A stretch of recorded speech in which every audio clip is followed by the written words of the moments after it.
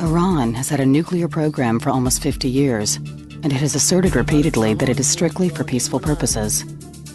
The dual nature of much of the technology had obscured whether Iran was pursuing a peaceful energy program or a nuclear weapons program. However, in 2002, it was exposed that Iran had secretly built nuclear-related facilities at Natanz in Iraq. They've been caught red-handed playing with materials like polonium and beryllium, whose main attraction is for making bomb components, nuclear bomb components. Well, this set alarm bells off. 3 years of intensive inspections by the International Atomic Energy Agency, or IAEA, further revealed that Iran, at its Natanz centrifuge facility, had been secretly producing highly enriched uranium, one of the main ingredients needed to produce nuclear weapons. I think the international community has rejected Iran's claim that their nuclear program is for peaceful purposes because they are clearly lying through their teeth. They are obligated under the terms of the treaty to reveal all their nuclear-related activities. For 17 years, they kept all those activities hidden. In fact, Iranian officials delayed inspections, changed explanations for discrepancies, cleaned up facilities, and even destroyed a site to cover up their activities. Experts also question the economics of Iran's so-called peaceful nuclear program. Principally, in Iran's case, they are sitting on some of the largest reserves of natural gas, a relatively clean-burning fuel. And if they took the money that they invested in the large reactor at Bushehr, the enrichment facilities at Natanz, the fuel fabrication facilities they're working on, and other reactors and conversion plants, they could have easily had much more electricity and desalinization capability on tap for much, much less. Despite ongoing talks between Iran and the international community, the regime in Tehran has remained elusive and defiant. ملت ایران سر سوزنی از حق خودش عقب نشینی نخواهد کرد. No credible person could say that Iran has acted responsibly on the international stage in the last 30 years. It's just so very clear what Iran is doing. They're stalling. They're using these other chess pieces to play for time. Some other developments deserve attention, and that is their missile program. The ranges and numbers of the ballistic missiles they have are growing. It doesn't make sense to have long-range ballistic missiles to deliver anything like a conventional warhead, high explosive, unless it's super accurate. If you can't, and they can't, you compensate by using what's called a wide area munition. And that's a very fancy military term for something like a nuclear explosive. Should Iran go nuclear, not only does it represent a threat to all of its neighbors, but it probably means that we're going to see a nuclear Middle East, which means we could see a nuclear war in the Middle East. It means all those countries that could have gone nuclear and have chosen not to may decide it's time that they should. A nuclear Middle East spawned by a nuclear Iran, a state sponsor of terror. If you take a look at Iran's influence today, it has reached all the way to the Mediterranean. It has come to Beirut.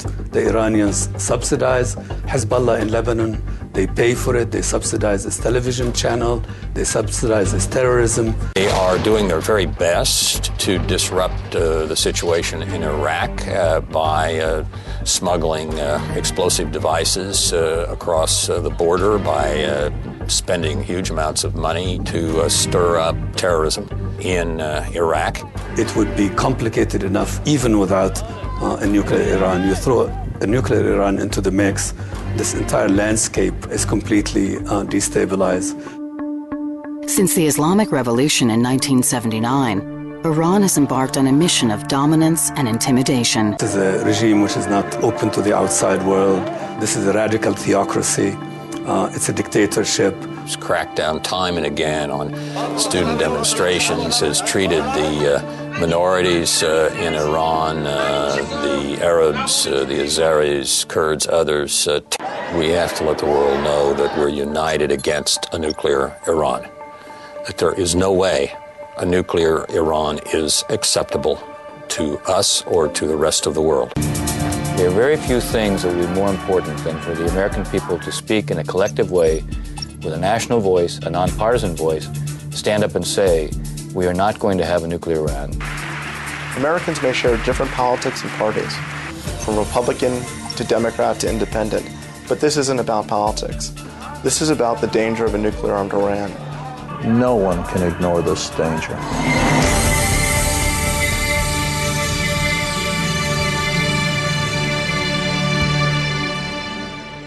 Ladies and gentlemen, please take your seats. We ask that you please take your seats. Shh.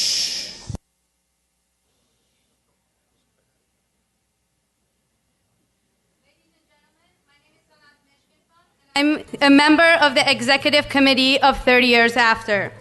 30 Years After is proud to partner with United Against Nuclear Iran, the national non-profit, non-partisan organization leading the fight to prevent a nuclear-armed Iran. 30 Years After has worked with United Against Nuclear Iran in connection with legislation and various initiatives on this crucial issue. Our next panel will present an insider's briefing on the Iranian nuclear threat. Joining us from UANI are its CEO, Ambassador Mark Wallace, one of its founders, Ambassador Dennis Ross, and one of the world's preeminent Iran scholars, Patrick CLAWSON. Dr. Patrick CLAWSON is the Director of Research at the Washington Institute, where he directs the Iran Security Initiative. Fluent in Persian, he's widely consulted as an analyst and media commentator. He has authored more than 150 articles about the Middle East and international economics, and is the author or editor of 18 books or studies on Iran. Dr. CLAWSON appears frequently on television and radio, has published op-ed articles in major newspapers, and has testified before congressional committees on Iran and the Middle East more than 20 times. Ambassador Mark Wallace serves as the Chief Officer of UANI. He is also the CEO of Tigris Financial Group. He founded United Against Nuclear Iran in 2008 with the late Ambassador Richard Holbrooke, former CIA Director Jim Woolsey, and Ambassador Dennis Ross. Under his leadership, UANI has launched dozens of successful business and corporate campaigns that have compelled numerous multinational firms to end their business dealings in Iran. Ambassador Wallace served previously as United States Ambassador to the United Nations, representative for UN Management and Reform, where he led the U.S. delegation's no vote against using UN money to pay for the 2009 Durban II conference. Prior to his work at the UN, he served in a variety of government, political, and private sector posts, including at the United States Department of Homeland Security and the Federal Emergency Management Agency. Finally, for more than 12 years, Ambassador Dennis Ross has played a leading role in shaping U.S. involvement in the Middle East. A highly skilled diplomat, Ambassador Ross was the U.S. point person on the peace process in both the George H.W. Bush and Bill Clinton administrations. He was instrumental in assisting Israelis and Palestinians to reach the 1995 interim agreement. He also successfully brokered the 1997 Hebron Accord, facilitated the 1994 Israel-Jordan Peace Treaty, and intensively worked to bring Israel and Syria together. Recently, he served for 2 years as Special Assistant to President Obama, as well as National Security Council Director for the Central Region, and as Special Advisor to Secretary of State Hillary Rodham Clinton, focusing on Iran. Due to commitments in Washington, Ambassador Ross will be appearing via teleconference. Please join me in welcoming our incredibly distinguished panel.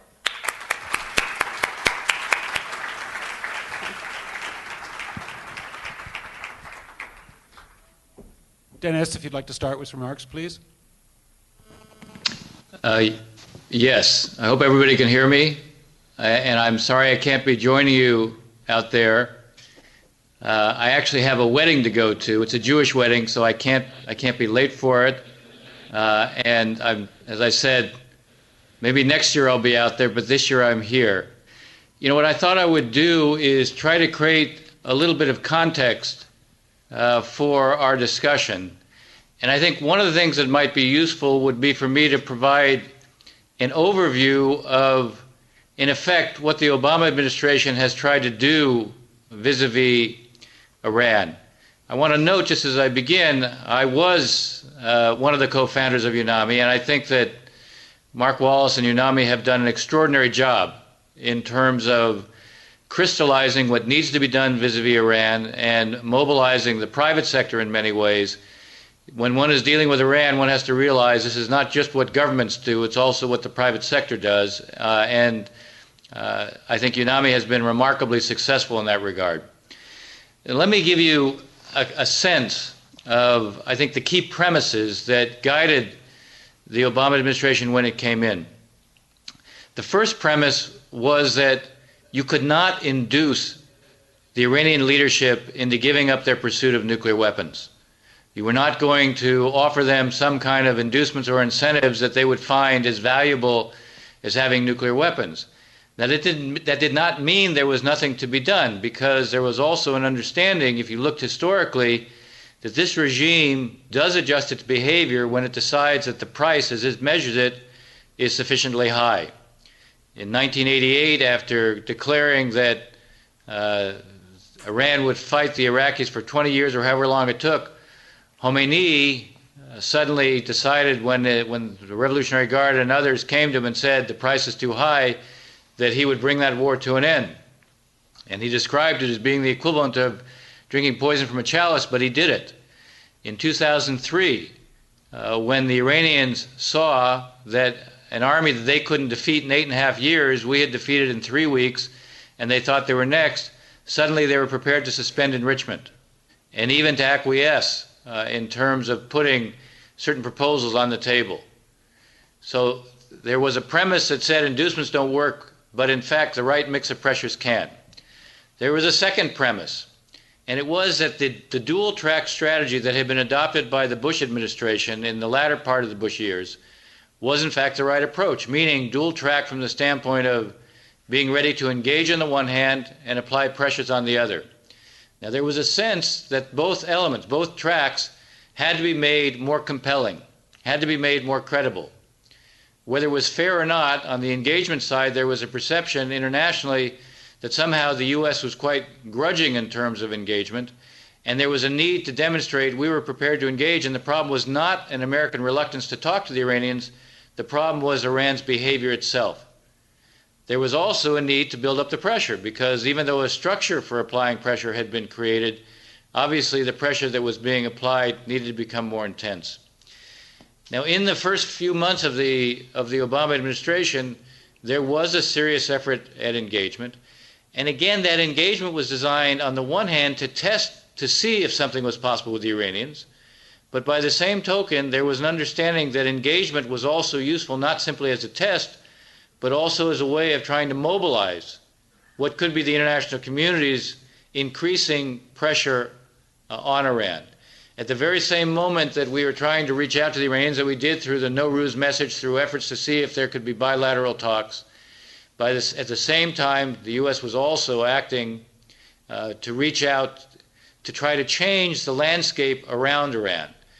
It was important for Iran to look out, for Iran's leaders to look from Tehran and see that those countries that they assumed who would be friendly or neutral would not necessarily continue to adopt the same kind of position. Reaching out to the Russians, to the Chinese, to the Turks, to the Indians, to others was part of an overall approach to create a greater sense that the Iranians were increasingly isolated, but more importantly, if we were going to try to mobilize additional sanctions, those sanctions would have far more support and would have a stronger international base. And in effect, what was being done as part of the dual-track approach was try to engage, but also build the underpinnings of increasing pressure. Now, in addition to trying to reach out to others, there was also one other element of trying to increase the pressure. From the very beginning of the administration, there was an understanding that when the president said all options are on the table, that just couldn't be rhetorical. So in fact, one of the things that was done early on was to ensure that that wouldn't just simply be a rhetorical posture. By the same token, much more was being done to build up a regional security architecture. So also, when the Iranians would look out from their vantage point in Tehran, they would suddenly see There was far more military capability in the region. There was much more of a regional security approach in terms of its neighbors, so they wouldn't be so vulnerable to Iranian threats. And that, too, was, again, part of what was a dual-track approach. Now, one might ask the question, and many people have, was the impulse towards engagement the reason that the administration had what could certainly be described as a cautious approach to what happened in June of 2009 during the elections and the aftermath?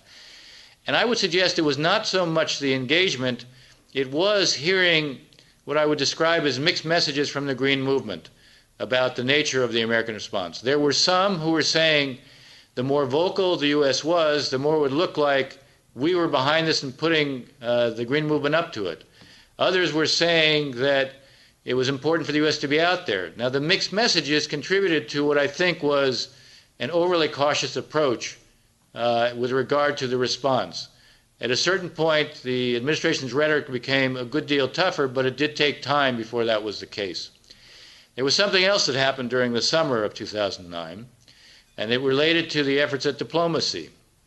The Iranians went to the IAEA and sought to get fuel for their research reactor, their medical research reactor, which the U.S. had actually built in the 1960s. And the administration, the Obama administration, saw this as a possible opportunity not to resolve the issue, but to create time and space to see if it could be resolved. And so the U.S. orchestrated with others a response to the Iranians that if they wanted such fuel, they basically had to ship out 80% of their low-enriched uranium if they wanted to get such fuel. In theory, it was a perfectly logical thing to say because the Iranians were saying they needed fuel. Why were they, in fact, enriching uranium? Their argument was it was for fuel, so why not send out their low-enriched uranium so it could be fashioned into fuel assemblies? This was another way of also trying to call the Iranian bluff. If it was for real, they should be willing to do it. If it wasn't for real, then we would be exposing them. Now, what in fact happened was the Iranians initially said yes and then couldn't deliver on it. And when they couldn't, that's when the administration moved to build much more of a new sanctions approach through the Security Council. It took time. It took until June of 2010, but the Resolution 1929 basically created a new basis, a new platform for which to apply pressure. It focused on increasing the sanctions to make it increasingly difficult for Iran to do business with international financial institutions or to operate with the private sector internationally.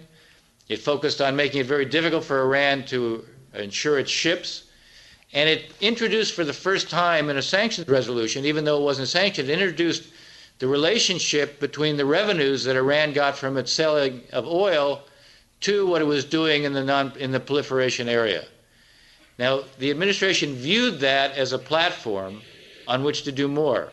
And so there was also an effort with like-minded states to build on that platform and do more to squeeze the Iranians. Now, this wasn't the sum total of everything that needed to be done, but it did add to a new landscape that the Iranians were facing. In terms of diplomacy, in the beginning of 2011, the Iranians and the 5+1 met a couple of times. The Iranians each time in January and February said they wouldn't even discuss their nuclear program unless we would lift all the sanctions and unless we would recognize their right to enrich. The administration refused to do that, and there were no more meetings, and there was more effort to figure out how we could increase the level of the pressure and tighten the noose, as it were, around the Iranians. Now, there were discussions beginning in 2011 to bring sanctions on the central bank of Iran, which of course is the main vehicle that they use, for countries use to pay for their oil. There are some who will say, and it's an understandable issue to raise, why wasn't this something that was pushed earlier?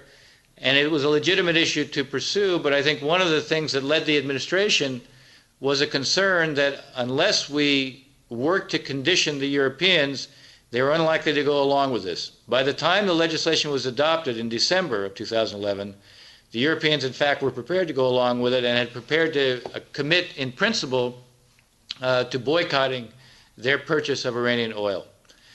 So that brings us into 2012, where again negotiations were resumed. For the first time, we saw the Iranians be suggestive that they were ready to limit some of their program, including on the 20%. But once again, what they wanted in return was the lifting of sanctions and recognizing their right to enrich. Excuse me. That did not produce any readiness on the part of the administration to pursue further talks unless the Iranians were prepared to demonstrate greater seriousness. Now, this is basically where we are today. This is a kind of summary to bring us up to where we are. And I guess what I want to say is a couple of other factors before I sort of conclude and turn it over to my colleagues. Number one, there was one other issue that was debated within the administration, and that was about the objective. There were some within the administration who were arguing that the objective should be containment, that we should try to prevent Iran from having nuclear weapons, but if at the end of the day we couldn't succeed in that, then why couldn't we live with an Iran like Pakistan that had nuclear weapons? Why couldn't we use the concepts from the Cold War and deterrence to ensure that if we couldn't succeed in preventing it, at least we could contain it? There were those within the administration who argued against that and said, this is not like the Cold War. If Iran goes nuclear, it transforms the Middle East. It will create a nuclear-armed Middle East. A nuclear-armed Middle East is going to make it very likely that you're going to end up with a nuclear war in the Middle East for a whole variety of reasons relating from the end of the non-proliferation regime to the prospect of a nuclear war in the Middle East to its impact on the global economy. All of these things were not going to be achievable if you had containment. Containment would fail in respect to each of those. And the President made the decision that prevention was our objective. And it is the right objective. Now, where are we? We are seeing that the pressures on the Iranians are being felt. We're seeing the impact from the sanctions. And the concept, I will say, the concept of crippling sanctions was actually an Israeli concept, reflecting their judgment if you raise the pressure high enough, you could succeed in changing Iran's behavior. Today, there's no question that economically they're feeling it. You know, I've seen statistics that suggest that their currency is being devalued by a factor of 2 on every 40 to 60 days. We are seeing incredible inflation right now in Iran. Some suggest that it could be 70 to 80%. We're seeing the level of unemployment being very high. We're seeing demonstrations, not just in the bazaar, but a couple of months ago during Ramadan, we saw demonstrations over the shortage of chickens. Now, all of this, in my mind, is part of the answer of changing Iran's behavior. There is no doubt in my mind that the economic pressures are being felt. They're not sufficient at this point, but they could become sufficient. I don't think that economic pressures by themselves, while they concentrate the Iranian mind and may worry the Iranian leadership, I think they have to be joined by something else, and it gets to the issue related to prevention. If the Iranians see, on the one hand, that the economic price they're paying is going to continue to go up unless they change their behavior, and if at the same time they also understand that when we say that all options are on the table, we mean that it is Iran that has much more to fear from the failure of diplomacy than anyone else, then I think the combination of those two may yet affect the Iranian behavior so that they will change it. I have often said, somewhat facetiously, but I mean it seriously, the most important objective for the supreme leader is to die in office of natural causes. And I think the more he sees that we're not prepared only to apply pressure economically, but we mean what we say about prevention, and if diplomacy doesn't succeed, then we're prepared to use force. I think the combination of those two may yet produce a diplomatic outcome to this. And my final thought would simply be to say, I do believe that the year 2013 will end up being decisive one way or the other. Either we will be able to work this out through diplomatic means, or in fact, if diplomacy fails, then I think other means, including force, will have to be used. Thanks very much. Thank you, Dennis. This is your colleague, Patrick CLAWSON. And now Mark Wallace will say a few words, then I'll ask each of the two speakers a question, and we'll turn to your questions. And for that purpose, would you please start writing down questions on notepads, which then the volunteers will collect. So, Mark, a few words, please. Well, first of all, thank you all. It's great to see everyone again. We've been working with 30 Years After from the outset, and it's incredible to see the growth and what you all have done in organizing such a vibrant group. It's a real honor to be on the stage again, once again with Pat And Dennis, great to see you again, Dennis, even if it's by video conference. It's always hard to follow Dennis Ross on an Iran discussion on a panel, I will say that, because he covered so much. Let me just briefly summarize one key point that shows how important you all have been in this debate and the influence that you all can have. Dennis described very effectively the state of play. But when you boil down Iran policy, there are really only 4 tools in the tool shed, in my opinion. You can engage in economic sanctions. You can engage in a credible military planning and a military threat. You can engage in diplomacy in some way. And you've read again about the special operations things, the accidents that have befallen nuclear scientists and the various computer viruses. Those are the only 4 things that governments, people can really engage in to deal with what to date has been an intractable nuclear bent Iranian regime.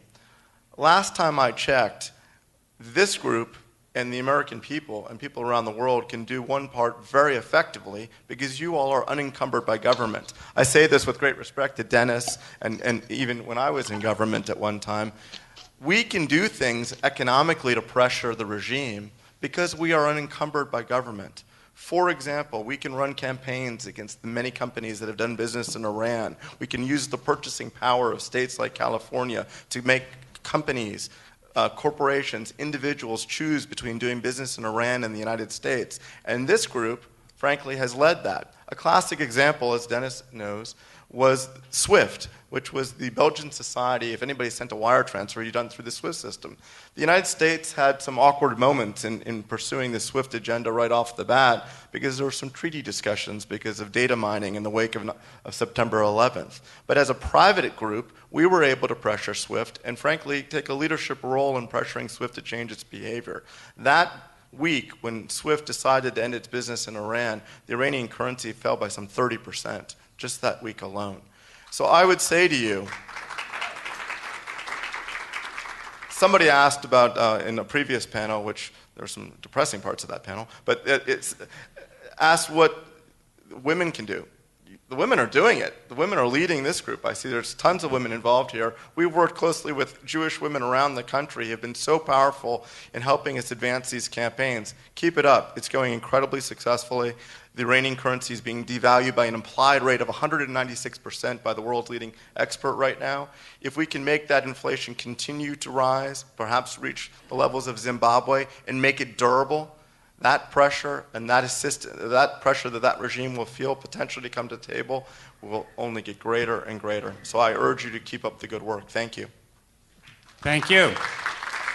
So, Dennis, let me start with a question to you, but take advantage of my position as the moderator by starting my question with a joke. The joke is that Ahmadinejad calls up Obama and says, "Last night I had the most wonderful dream. I saw the streets of New York filled with people rejoicing and shouting and dancing and waving banners saying, 'Long live the Islamic Republic of America.'" And Obama says, "Well, that's strange, because last night I also had a very vivid dream. And I saw the people of Tehran dancing in the street and shouting for joy and celebrating and waving banners." And Ahmadinejad said, "Well, what was on the banners?" And Obama said, "I don't know. I don't read Hebrew." And what that joke reflects, in a certain sense, is a problem we have here, which is that each of the two sides has been very confident that time is on their side, that things are working out. Iran's been confident that its nuclear program is continuing, and the United States has been quite confident that we're doing a good job of turning up the pressure on Iran. And we haven't had as much progress as we'd hoped for in the negotiations. So my question to you, Dennis, is when do we know that the time for negotiations is up, that it's time to turn to another option? You said that 2013 was going to be a decisive moment. We've had some talk in the past about 1996 is going to be a decisive moment. When are we going to know that the time for negotiations is up? I think it's a very fair question, and I think there are two ways to be thinking about it. One way is just in terms of what's the capability that we are not prepared to allow Iran to have, because if we allow them to have it, they could confront the world with a fait accompli and have nuclear weapons. If you're going to say that your objective is prevention, there comes a point where that could be transformed into a slogan without any meaning if Iran has the ability to move so quickly to confront the world with a fait accompli and you can't do anything about it. Now, the critical question is what combination of capabilities produces that kind of an outcome? It's hard to be precise, but I would say, and Patrick, as you know, I prefer the word threshold as opposed to red line. Red line for me is a little bit problematic because if we look historically, red lines create a certain level, and the message you're sending the other side is you can do everything right up to that point. And if you establish a red line that allows them too much flexibility to create that fait accompli that I was talking about, that's not a good red line.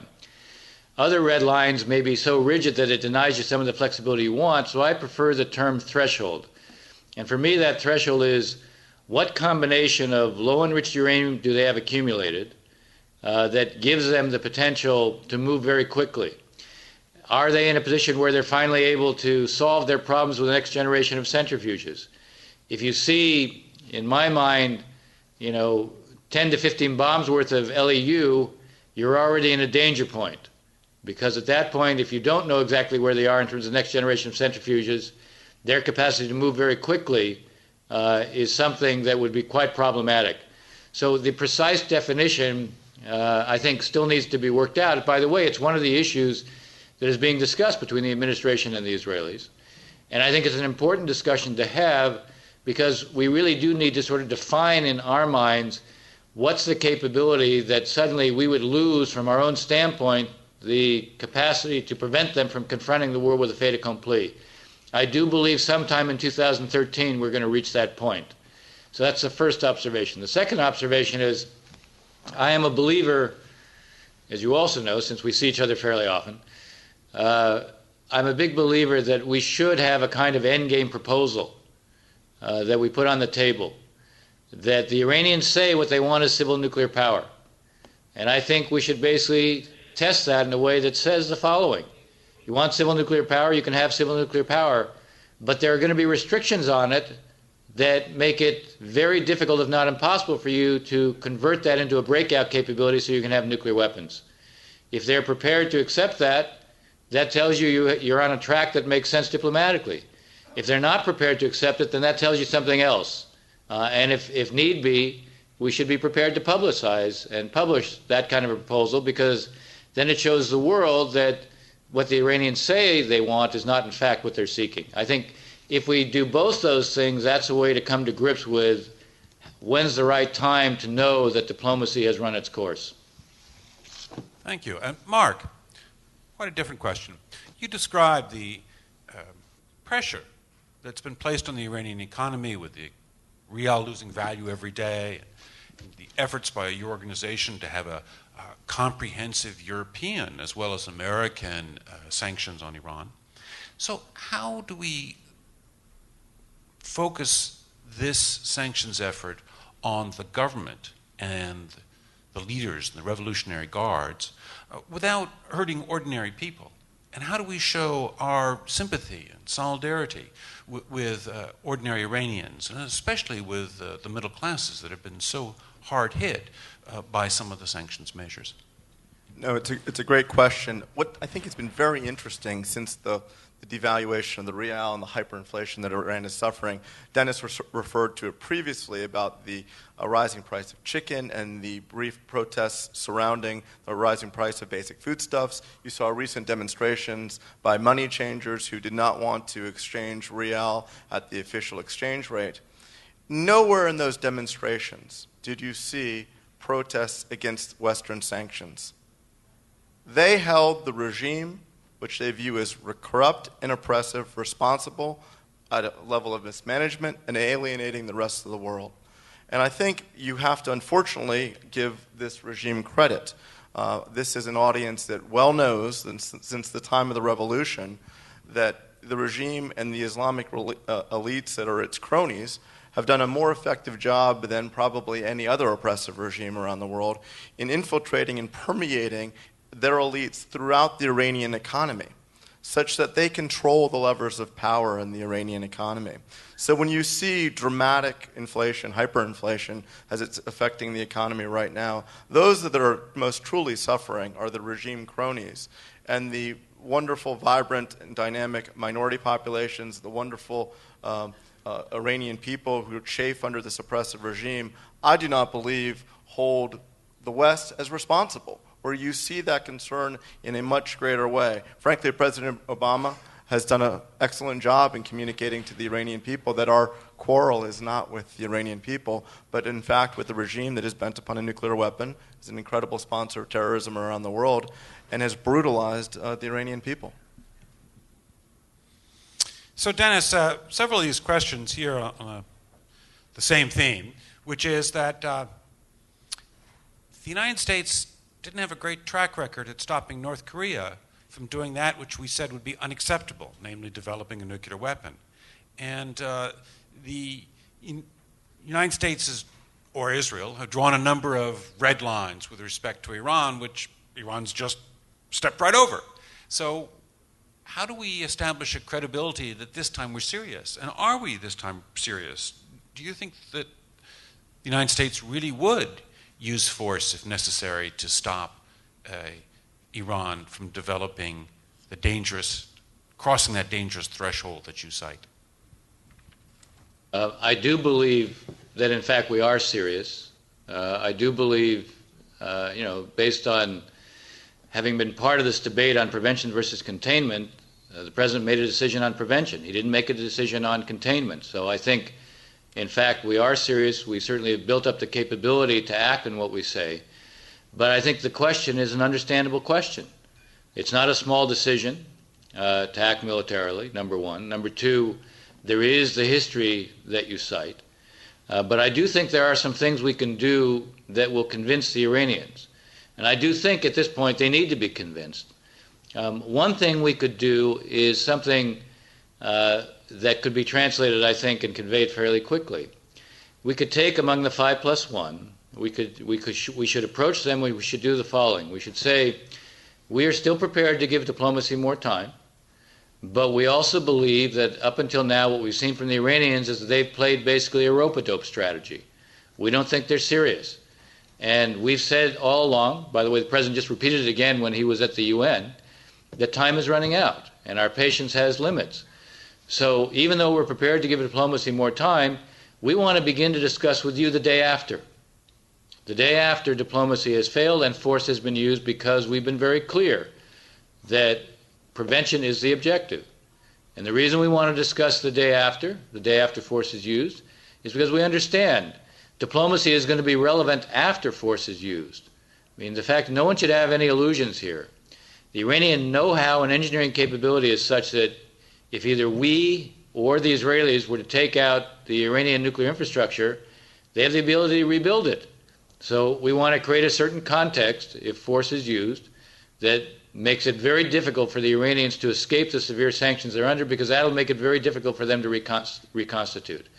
But the first point would be convey to the other members of the 5+1, we want to start discussions for what happens after force is used. You can count on the Russians and the Chinese immediately conveying that to the Iranians. That's the first thing. The second thing is we have very significant presence in the Gulf right now, and I think we can think about additional kinds of exercises that we can run there that will make it very clear that while the forces are there for security, they're also there not only for their own security, but we have the means to act on what it is we've been saying. And then the third thing I think we need to do is what I was saying before. I think we need to put an endgame proposal on the table that makes it very clear we're making it clear we're not prepared to have diplomacy go on forever. This goes back to the first question you asked me. It's relevant to this question as well. The more it becomes clear that we're prepared to define what amounts to a kind of endpoint to diplomacy, not one that ties our own hands, but one that by definition creates a greater basis for us either to have diplomacy succeed or to create greater justification in the event that it doesn't succeed, I think that too sends a message to the Iranians. It will certainly be a clarifying moment. So I would say those three things could help address the issues that the question raised. Great. If I can ask you one last question before you run off to this wedding, which we know is very important. First and last, you were talking now about this endgame offer. Could you expand a little bit on why there hasn't been such an offer made up until now? And what would be the components of this offer? What are we going to do about Iran's enrichment program, which has been so much the center of the attention the last few years? I think the reason it hasn't been tried up until now, at least through the Obama administration, is because I think you've had a 5+1 structure for the negotiations, and in that 5+1, a consensus was reached on what was called a step-by-step approach. Now, a step-by-step approach has a certain logic to it. It has a certain logic to it, particularly if you have a lot of time. If you don't have a lot of time, it begins to lose some of that logic. But the logic that guided the step-by-step was to say it's not going to be so simple to resolve this whole issue. And by the way, the nuclear issue is part of a larger composite of problems we have with Iran, which is true. So let's see if we can do, on a step-by-step basis, see if the Iranians are prepared to take limited steps that would begin to demonstrate that they're prepared to bring their nuclear program into compliance with their international obligations. And if they do that, then we can make certain steps in return. Now, the Iranians offered some very limited steps, but what they want in return is the lifting of sanctions. The problem here is that when you only ask them to take a limited step, it's pretty hard to put them on the spot and say that that they have been exposed, if this is what it turns out to be, for not really being prepared to live up to what they say, which is having only civil nuclear power. As long as you're going step by step, you're still giving them the option of positioning themselves in a way that doesn't create the kind of clarification that I'm suggesting. I'm hoping that soon, either if it's the Obama administration, if the president is reelected, or if it's a Romney administration, which will obviously have to take a little bit of time to get its bearings on this issue, one way or the other, I hope that we will go to a kind of endgame posture. First, because I think there really needs to be a test, unmistakably. One thing I know for sure, having served in a number of administrations, no president is likely to use force until that president's been able to demonstrate unmistakably they've gone the extra mile. So whoever it is, whether it's the president or if it's Governor Romney, I still think you need to go through that process of having an endgame proposal. And I do think the step-by-step approach has been tried, but it's been found not to work. There was a second question in there? Or was there a second question in there? We'll leave it at that. And thank you very much for joining us today. Thank you very much for giving us your time. Thank you. Thank you. Thanks, Dennis. My pleasure. Sorry not to make it out there. Got a bunch more questions from you, but Mark hints that he wants to ask me a question. I do. We've talked about what our views are and what the political views of the candidates, and we've talked about what our strategy is, but there's no better person that could comment to the extent possible on what the view is of the Iranian regime. And is that a singular view? Is it a fractured view? What are they thinking right now? One problem we have is that the supreme leader, Ayatollah Ali Khamenei, is by far and away the most important decision maker in Iran. And this is a man who really believes in his heart of heart that compromise is the start of a slippery slope. And that what you need to do is to be resist, resist, resist. When slapped, slap back harder. That's his slogan. And he also cares much more about revolutionary values than he does about the economy. I'm worried sometimes that for Ali Khamenei, North Korea is a success and China is a failure. Because North Korea has sustained its revolutionary values for 60 years through 3 leaders, whereas in China, while the regime has remained in power, the revolution is gone. And frankly, if that's his view, we're in big trouble. Fortunately, while he is very important, he really is the very important leader, not the supreme leader. And there are others in that system who also have some influence. And many of them, including many of the Revolutionary Guards, seem much more interested in the country's economic advancement. And so we have to hope that they will someday come to Khamenei the same way in which many of the revolutionary leaders came to Khomeini back in 1988 and said, "Sir, this is what we're going to have to do in order to win the war with Iraq." And when Khomeini looked at that long list of things that would be necessary to win the war with Iraq, which a list, by the way, which included nuclear weapons, Khomeini said, "We can't do this." And so hopefully someday Ali Khamenei will come to the same conclusion, that a compromise is necessary. Now, I'd like to be able to tell you that I would think that popular pressure, pressure from the bazaar, pressure from workers, pressure from women's groups, will play a role in this. But I'm not sure by any means that's true, because this regime has shown a remarkable ability to build an impressive police state that relies on a small group in society who are true believers, and many others who just go along because it makes them rich, in order to enforce its rule. And so I'm not sure that we're going to be able to see a popular protest within the time frame necessary. Now, I do agree with Ali Khamenei on one thing, which is that the greatest danger to the Islamic Republic is that of soft overthrow of the regime by the Iranian people, because the regime has not won the hearts and minds of the Iranian people. And someday this system is going to disappear. And that is an argument in favor of a strategy of delay. Because if we can delay Iran's nuclear ambitions long enough, eventually the regime's going to fall. The old analogy is that there's two clocks. There's a democracy clock and there's a nuclear clock.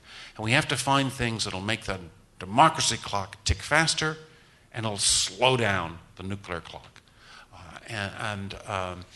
Eventually, we are going to get a different regime. But so long as this regime's in power, we got a problem that Ali Khamenei's instincts are all wrong. Let me just challenge that proposition 1 second and throw one more question your way. Before we even heard of the Arab Spring, there was a Persian Spring, and the people in Iran did pour into the streets after the illegitimate election of 2009. But for maybe the death of Michael Jackson, which dominated the world press and took that revolt off the streets, is it possible that the Iranian people could pour into the streets again? Could there be a triggering effect? We've seen it before. And why couldn't we see it again? Certainly the lesson of the Arab Spring is if you're truly willing to brutalize your own people and kill your own people to a degree, it facilitates maintaining your stranglehold on power. What are your thoughts? Well, Iran has a proud history of popular protests, going to the tobacco protest in the 19th century, the Constitutional Revolution, 1906 to 1912, which is only ended by Russian troops marching into Iran. And there have been many occasions in which the Iranian people have, in fact, poured into the streets and demanded a more representative government. And I'm quite convinced that that's going to happen someday. But I'm just not sure it's going to happen in time. And if this Islamic Republic gets its hands on nuclear weapons, one of their major motivations will be precisely to be able to say to their people, we've got lasting power, we've got staying power, we're going to be here for a long time. Don't you even think that anybody in the outside world is going to be able to stop us from repressing you brutally, because we will intimidate the rest of the world to stay out, even if we are massively violating the human rights of the Iranian people. And while I have great hopes that the Iranian people at some day are going to get a government that they want, they deserve, I just don't know if that's going to happen fast enough to solve this nuclear problem.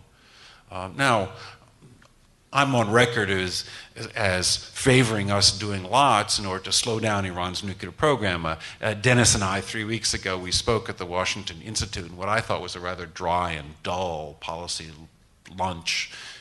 making a presentation, and some gentleman took exception to my remarks afterwards, and he did up a YouTube clip about a minute and a half long, which has now been seen 156,000 times, in which I proposed precisely that. That is to say that we do things to step up the pressure on Iran, to slow down its nuclear program.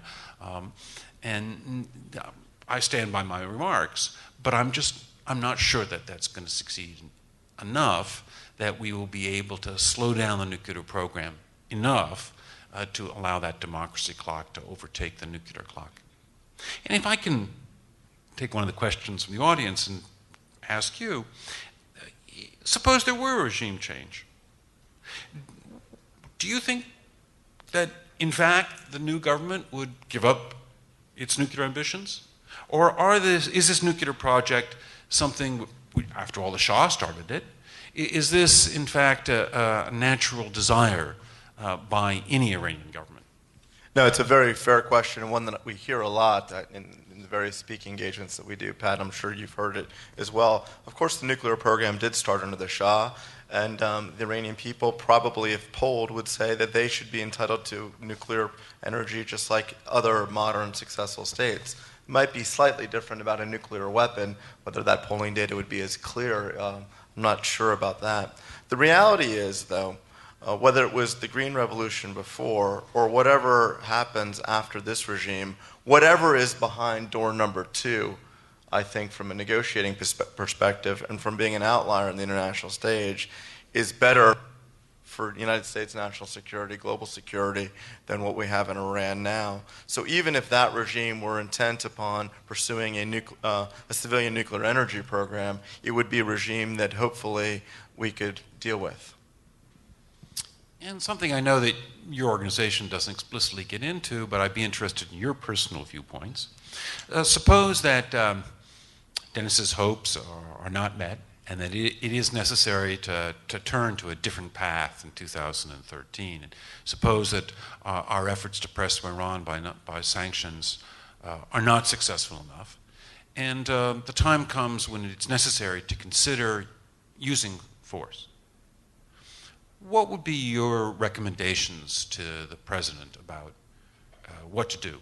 Do you think this is something that the United States should stand aside and let the Israelis do it so they can play the bad cop and we the good cop? Do you think this is something we should do if it becomes necessary? And if it becomes necessary, what should we do? Should we try to have as small a rate as possible, such as the Israelis did on the Syrian nuclear reactor in 2007? Or should we go for a much broader campaign that really does as much damage as possible to Iran's nuclear program? I think that we could all agree. I think Dennis's predictions about 2013 are very accurate. I think that 2013 is going to be a decisive year in this issue, for better or worse. And I believe, like Dennis, that you have to show a credibility that you have exhausted all the other options. That's one of the reasons why at United Against Nuclear Iran we call for a full economic blockade of the regime, forcing countries and companies to choose between doing business with the United States and doing business with Iran, or choose with doing business with the European Union, for example, and Iran. Put the ultimate economic pressure on the regime. I also agree with Dennis that you have to give final options, a final proposal of putting your cards on the table and coming up with a proposal. If everything else is exhausted and Iran is bent upon going nuclear, which that threshold, breakout, whatever the various descriptions of Iran, getting to a place that is no longer acceptable, I do think a credible military option has to be on the table.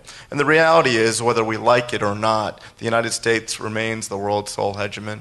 We are the global authority. We have the military capability. And unfortunately, if we are called to action, I think the United States must act, and we shouldn't outsource what is a direct threat to American national security to any other country, even as capable a one as Israel.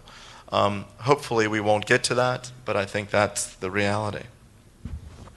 If I might chime in with my 2 cents on that matter, I quite agree with you, and I would put a different spin on this, is that the problem with Iran developing a nuclear weapons is, as President Obama outlined, is that this could cause a lot of proliferation, that other countries in the region and around the world might decide to develop nuclear weapons.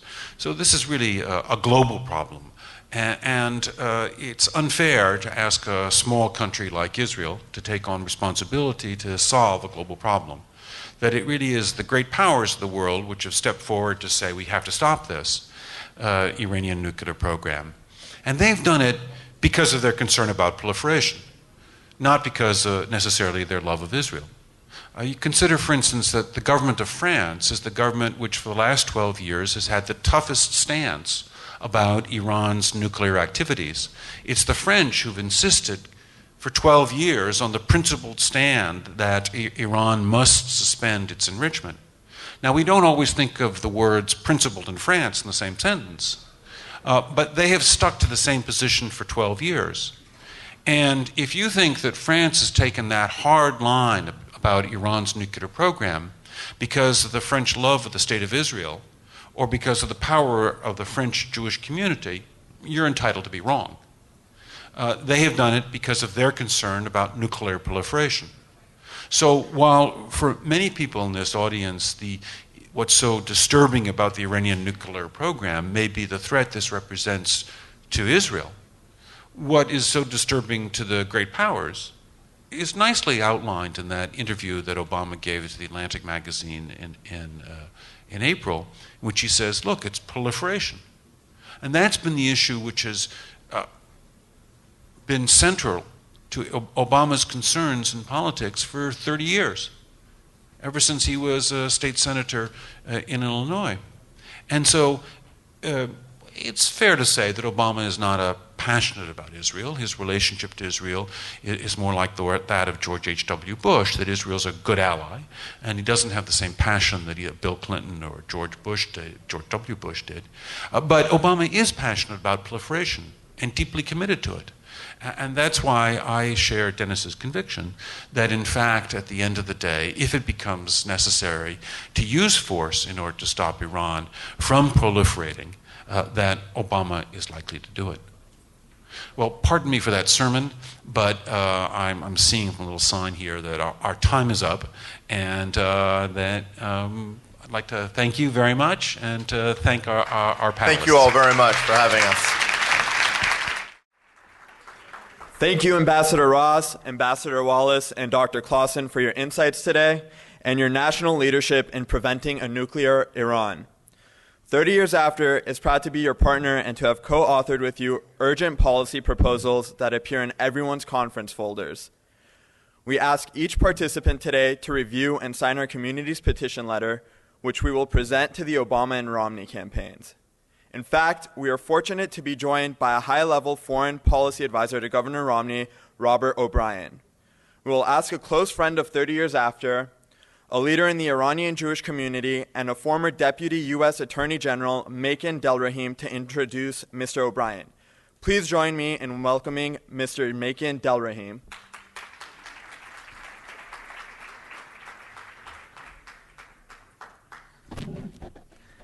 Good afternoon. Let me first congratulate 30 years after on this conference, and Sam and David and everybody else who's been leaders in this. Our community has been proven leaders and successful in entrepreneurship and business. We have been in academia and the arts, and it's really a source of pride for some of us old guys to see this next generation creating a new forum for civic and political involvement. So with that, let me just give a hand to all the folks who are 30 years after.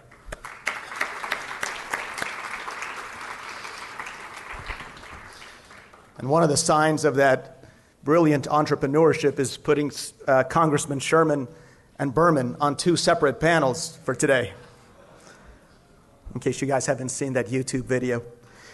It is my honor and a point of personal privilege to introduce our next speaker, our keynote for the right before the lunch, before the afternoon begins. Robert O'Brien, again, I was glad that he was able to come today. he has a packed schedule with a couple of different events that he's doing for both the Romney administration as well as, or the Romney campaign, soon to be administration, and as well as a couple of other political fundraisers that he is involved with. Robert he was announced as the senior advisor to the Romney campaign for foreign affairs and national security. He is also the co-chair of the International Organizations Working Group. That's the organization that oversees one of the important things is the UN. He served as the co-chair of the State Department's Public-Private Partnership for Justice Reform in Afghanistan in the past, and President Bush appointed him, and the Senate confirmed him during the last administration as the U.S. alternate delegate or representative to the 60th United Nations General Assembly. He was a legal officer in the 90s in Geneva at the UN's Security Council, and he has an incredible background. He's an incredill lawyer in town, as a managing partner of Aaron Fox, but has been with the Romney campaign from the beginning. He's going to address the issues that we care about today, about Iran, Israel, and what's happening in the Middle East, and what would a Romney administration policy look like. This is a consequential election. I know that's been said in every presidential election in the past, but it really is. As Ambassador Bolton said in a meeting in Tampa, that without really getting political, I promised Sam I wouldn't make any political comments here or partisan comments here, but somebody mentioned this, that what is happening with respect to the Middle East policy today is what Ronald Reagan was to the Cold War in 1980. And not to overstate the elections, let me introduce Robert.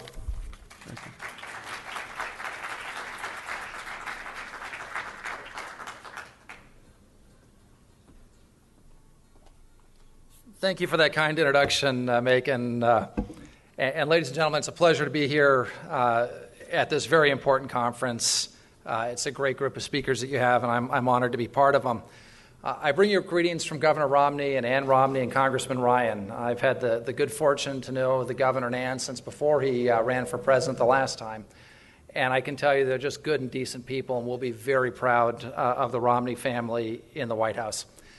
Now, my son got to come with me today because most of the time I'm out giving speeches, I'm out of town, and so I brought him with me, and he kind of reminded me a minute ago that everybody wants to have lunch, and so I now realize that I'm between you and lunch. So I'll try and keep my remarks somewhat brief. I mean, we could definitely take a tour around the world of what American foreign and national security policy looks like with a lead-from-behind approach. But rather than do that, we'll focus today, given the brevity of the time, on the governor's positions on Israel, Iran, and Libya. I can tell you Israel holds a very special place in the heart of Governor Romney. He's visited the country 4 times. Like I did earlier this summer, Governor Romney has been to Sderot. He's seen the fortified bus shelters and the fortified kindergartens to protect the children from the Al-Qassam flying IEDs that are launched over from Gaza to terrorize people. When he gave his speech in Jerusalem in July, he said, "It is a deeply moving experience for me to be in Jerusalem, the capital of Israel."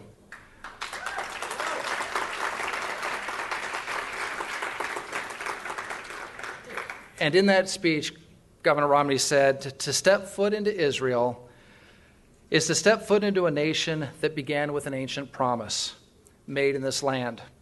The Jewish people persisted through one of the most monstrous crimes in human history, and now this nation has come to take its place among the most impressive democracies on earth. Israel's achievements are a wonder of the modern world. It is my firm conviction that the security of Israel is the vital national interest of the United States. And ours is an alliance based not only on shared interest, but also on shared values. Unlike our president, who has not visited Israel while he's been in office, unlike our president, who didn't have time to meet with Israel's prime minister at the UNGA earlier this month. Unlike our president, who shuffled the Israeli prime minister out the back door of the White House. When Governor Romney was in Israel this summer, he and his family went to the home of the Israeli prime minister and closed the fast of the day of Tisha B'Av with them. Now, my visit to Israel this summer preceded the governor's by about a month, and so he asked me to take several messages to the senior leadership in Israel. And now that he's made these things public, I can share one of them with you. As president, Governor Romney's first foreign visit will be to Israel.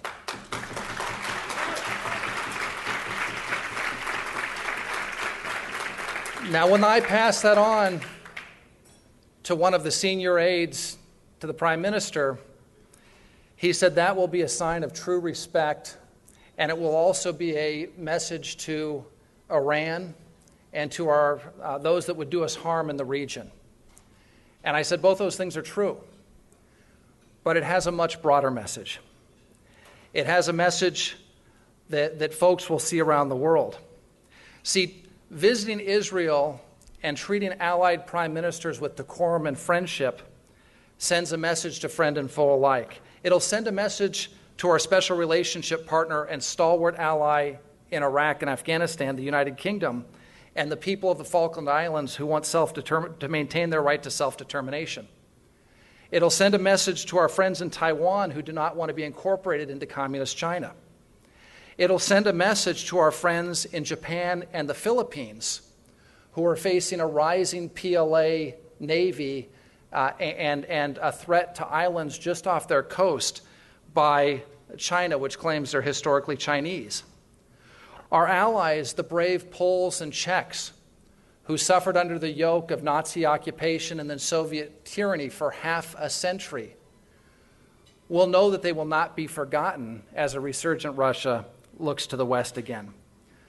Air Force One touching down at Ben Gurion International Airport next year will announce to friend and potential foe alike that America will no longer apologize for its leadership in the world or its association with our great allies or people that love freedom and liberty.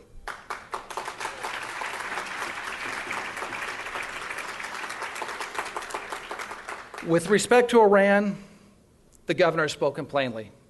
I'm quoting, "When Iranian leaders deny the Holocaust or speak of wiping this nation off the map, only the naive, or worse, will dismiss it as excessive rhetoric. Make no mistake, the Ayatollahs in Tehran are testing our moral defenses." Let me repeat that. They're testing our moral defenses. They want to know who will object and who will look the other way. We will not stand by. It would be foolish to take Iran's leaders not to take Iran's leaders at their word. They are, after all, the product of a radical theology. Close quote. Now, the governor understands who he's dealing with in Iran. In 2005, I was at the UN working with another great American and friend of Israel, Ambassador John Bolton. And Mahmoud Ahmadinejad came to give his first speech to the General Assembly. I walked out, and so I was not under the spell of Allah that apparently affected the rest of the delegates, according to Ahmadinejad. But what he said, he called for the elimination of Israel without mentioning his name because he won't let the word Israel cross his lips. And he used these code words.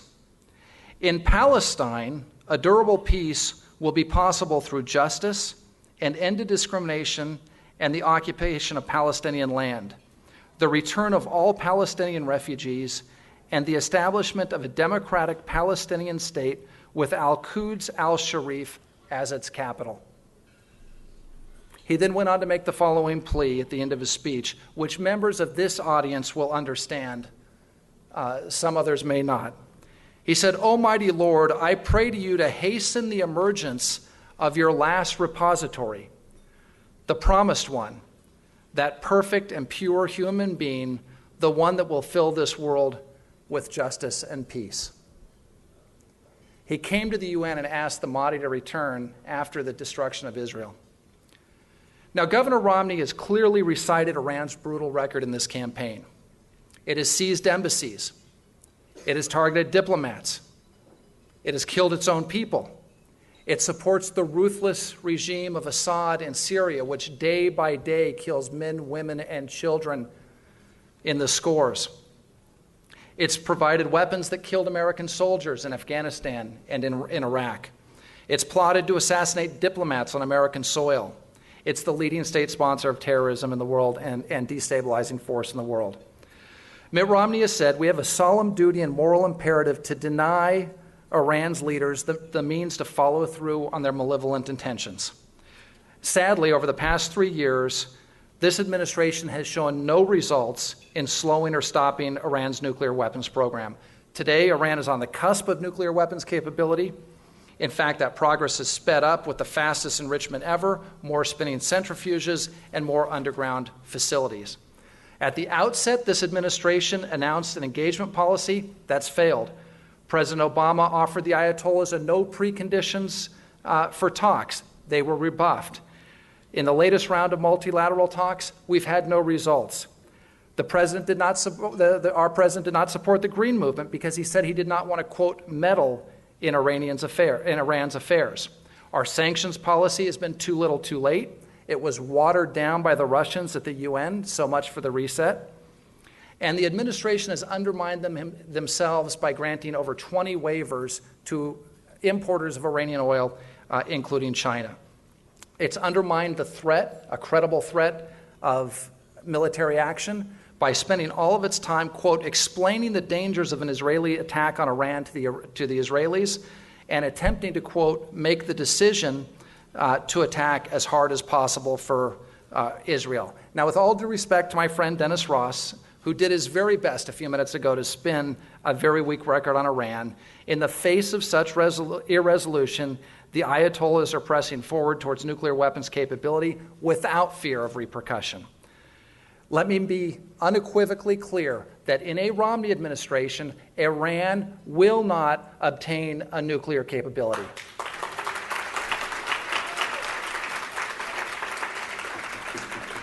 Governor Romney does not want war, but he believes, like Ronald Reagan did, in peace through strength. Let me close with a couple of brief words on an incredibly sad story in Libya.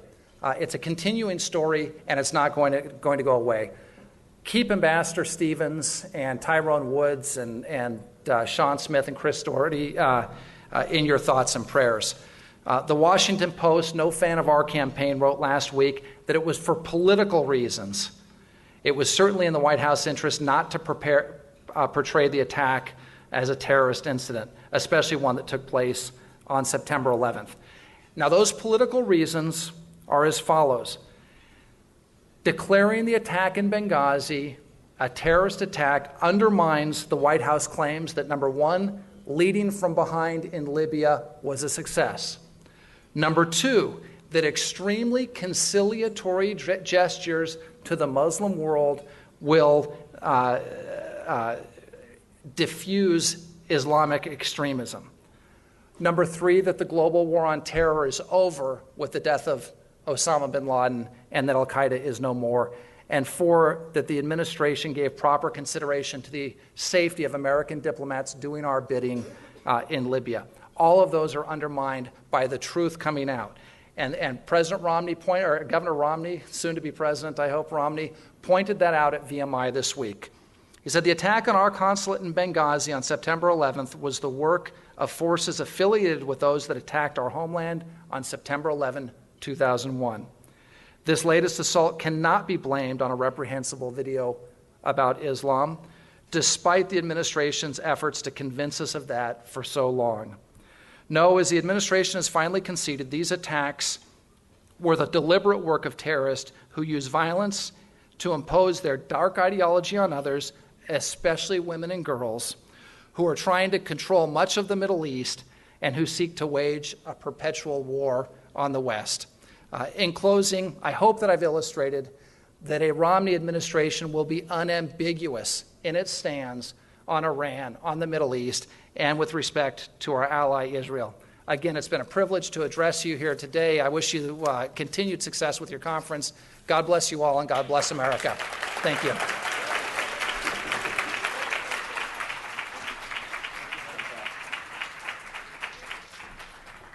Finally, before we conclude, we're joined by a great friend of the Los Angeles Jewish community, Mr. Jacob Dayan. Mr. Dayan recently succeeded the late General Shimon Aram as the president of the Israel-Christian Nexus.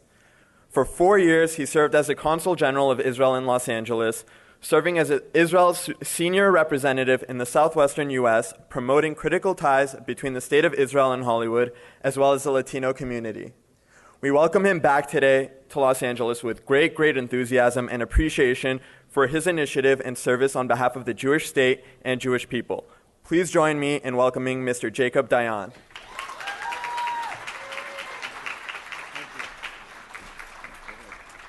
Shalom, everyone. So I hope you won't discover that there is one more person between you and lunch, but I promise at least to be brief. And it's so great being with all of you here today. I just landed 4 hours ago from Israel, and I have so much respect and admiration for this organization for 30 years after that. It's only symbolic that this is the first place I visit, coming straight from the plane. Sam, I remember this organization from its inception, and you really did a miracle here, seeing all of you here in this room. And Tabby, the force of nature that is now the Director General of this organization. I have great expectations from all of you. And I'm standing here, last time I was standing here, I was speaking at the Consul General of the State of Israel. And today, I volunteer to be the president of the Israel-Christian Nexus. It's a wonderful organization that promotes relations between Israel and the Christians. We have the executive director here, Patricia Johnson, and we don't have here with us the founder, a true leader, a teacher, a visionary, General Shimon Aram, who envisioned this organization and actually saw his dream come true. His wife, Danielle, is here with us. And we can only stand here and thank all of you for what you were doing for the State of Israel. And I'm very humble standing here and taking this position and trying to continue and promote this organization. And if we speak about a leader that passed away, there is another leader that I actually saw in the house of Metten and Michelle. Earl Inspector passed away today. He is a great friend. He was a great friend of the State of Israel. And it's sad that we are losing friends, but he was truly a leader and also an inspiration to all of us. And I want to, to be short, I want to leave you with two thoughts and one call for action. If you look at what is happening today in the Middle East, and you'll hear a lot about Iran, so I don't want to make my comments about Iran, but if you look today in the Middle East and what is happening, you see a war about the future and about the shape of the Middle East between different kinds of Islam. Now, if somebody is picturing or seeing Turkey as a moderate Islam, so there is the radical Islam and the moderate Islam, and there is a fight between the two. If it's not moderate, so between different kinds of Islam. But this is a regional war, and I would say even, I will dare to say more than a regional war, some kind of a mini world war, because you see countries like Russia, countries like Saudi Arabia, countries like Qatar that are involved in this war. And this war is taking place on the frontier, on the border of the State of Israel. The most powerful country in the Middle East that actually cannot be a player, cannot take a place, cannot act in this war at all. And that's why the situation is very, very dangerous, because you see so many countries that are being involved, but our greatest ally, the United States of America, is actually staying away as much as it can. And if somebody wants to make sure that our values prevail there in the Middle East, that everything that we believe in, that the new Middle Eastern order that will take place in the Middle East will be shaped at least to be favorable in a way for Israel, it's a must that the United States will be involved. When I'm saying that, I'm not saying that the United States has to go to a third war in the Middle East. I'm not saying that. This is not what I'm saying. But it's crucial for the state of Israel, but I believe that also for the region and the United States of America, that the U.S. will be involved in shaping the future Middle East, because we don't want to see the radical Islam prevailing in the Middle East. That's the first thought. The second thought that I want to leave you with is actually a thought and a call for action. If you look at what is happening now in Syria, you saw something amazing. I mean, the Syrians tried to block all the pictures, all the news, everything that came out from Syria. And they couldn't. They couldn't stop not only the news that came from Damascus or places like that. They managed, by the way, to block CNN and to block CBS and to block all the international networks. But they couldn't block the pictures coming out from Daraa and from Khaleb and from all the other places, because we live in a different generation, in a generation that all of you here shape now. It's the internet generation. It's a generation that pictures go out. And here, you have a special place and also a special mission. Because you can talk better than anyone else to your peers in Iran. They will hear you, they will listen to you, because you symbolize to them everything that they are aspired to be. They want to be exactly like you. Everybody knows that we don't have a fight or a quarrel with the Iranian people. And they need messages. And today, more than ever, today you can communicate with the Iranians, with peers, with people your age, the young generation in Iran. And you can tell them that life can be different.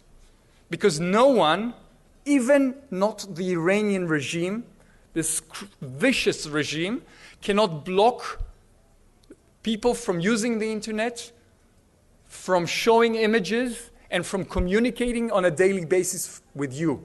So if I told you the message that I left you 4 years ago was to speak with the representatives and to speak with the administration and to speak with the media in the United States in order to make sure that they will be actively engaged in stopping Iran from acquiring nuclear capabilities, today the call for action that I leave to you is speak to your peers, speak to the people your age, because they want to listen to you. They want to be like you, so send them the message that life can be different. Thank you for your love and support for the State of Israel. Thank you.